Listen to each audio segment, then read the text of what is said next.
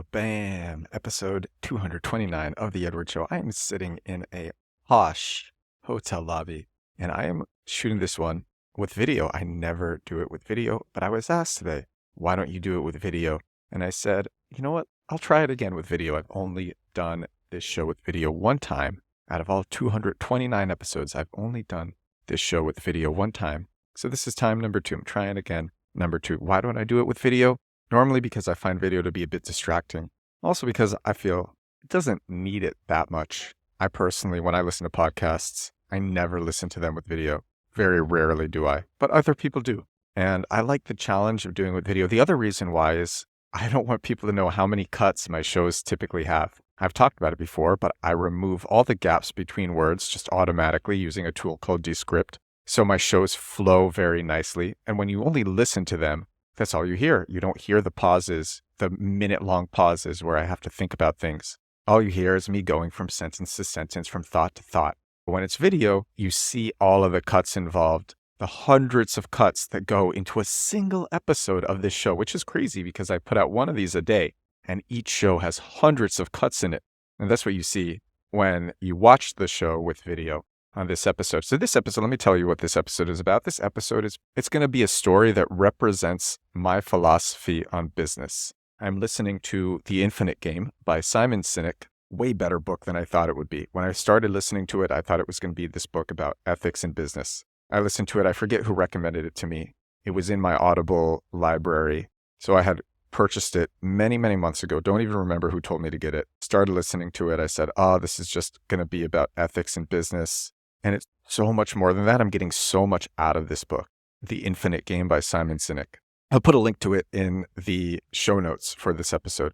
And one of the things that Simon Sinek shares in the book is the story of Kodak and how the story of Kodak represents playing the infinite game in business. Because Kodak at first was a huge success, and then it became a massive failure, a tremendous failure, an embarrassing failure. And when I listened to this, because I've been listening to the book on Audible, I listened to this just a couple of hours ago as I was going to meet a friend. I got really angry listening to it because it is something that could have easily been avoided, and it is a story of corporate greed, which resulted in Kodak going bankrupt, the executives making a lot of money, and Kodak as a company, it could have stayed something so great, so influential, and it became the opposite of its mission statement, and then declared bankruptcy in 2012. So it's a cautionary tale, but it represents the game that I am playing. It represents my beliefs about business and marketing. So here's the story. George Eastman invents mass market photography. Kodak is created. George Eastman is one of the co-founders of Kodak. Kodak is created with the mission of making everybody a photographer. And Kodak is really successful. Really, really successful. Almost a century after its founding, it's printing money. Making money on everything that has to go into film and photography. All the camera components, the film, everything involved with the material film, everything.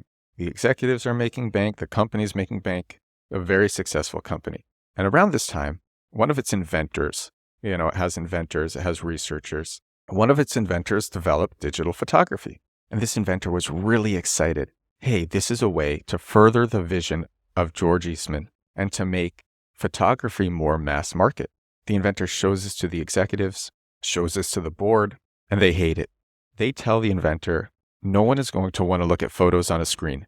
But they don't do this because they actually believe it. They do this because it will disrupt their current business model. They do this because it will challenge all of the ways that they are printing money, that they are making so much money. So George Eastman's original vision is to make everyone a photographer. And a century later, they're making tons of money. They were pretty successful. A lot of people became photographers with their technology, but they're in a position where they are reluctant to adapt. They're not thinking long-term. They're thinking short-term. We are making all this money this way. We are not going to switch to this technology, which will challenge our current business model. And so they don't. And basically, it takes a decade for this new technology to catch on, and then another decade for this to become mass market. And Kodak, they don't catch up. They let this pass them by. And it still seems like a win up until 2007. Up until 2007, they're actually making billions of dollars because they hold the patents on so many things involved with digital photography. And then in 2007, the patents run out, and 5 years later, they declare bankruptcy. And now, and this is the crazy part, and this is the part, first of all, I heard that and I got angry. And then I heard this and I got even more angry. And now the people that Kodak makes its products for are the opposite of what the founders set out for. George Eastman created Kodak to make photography accessible to everybody. And yes, now it is accessible to everybody, but Kodak is purchased and used only by professional photographers, and that is who Kodak serves after its bankruptcy. And I heard this story and I thought, this was clear myopic thinking, clear short-sightedness. It's not the game that I'm playing. It's not the game that I like. And I thought it was a good example, and I wanted to share it on the show. My favorite type of marketing, my favorite type of business is just being in it for the long haul. This is what I've come to realize. This is why I make the show every day. This is why I make videos every day.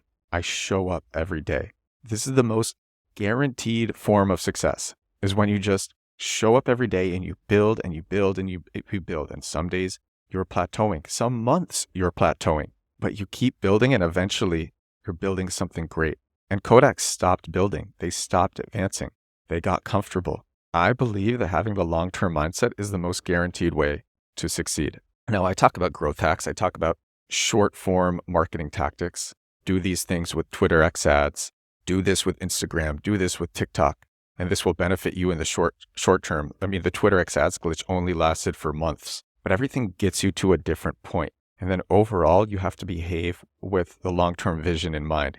You do the little things to get you from point A to B to C, but in the back of your head, there's always this greater vision. There's always this great thing that you are building. You don't even have to know exactly what that thing is, but you know that you're building on top of what you've done. And I think so many people just want to get these quick wins that they can't turn into anything else, that they can't use for their brand. And for me, building a crazy, huge brand, a long-lasting brand, that's the most exciting thing. That's what I'm doing.